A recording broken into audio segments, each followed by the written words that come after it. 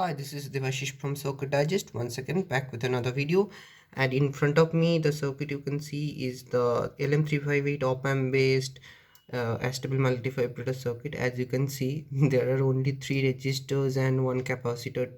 You need to build the circuit, and I have, for this setup, I have hooked up an oscilloscope, my Handtech oscilloscope, uh, and I have powering it up with a 4.5 transformer with a bridge rectifier and dual polarity supply.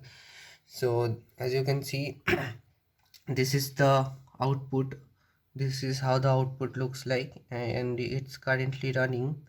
And you can see the frequency is almost 927 hertz, and we have calculated the values for 1 kilohertz. This error is due to the resistors and capacitor tolerances, and it is can be easily avoided using proper 1% capacitor and resistor.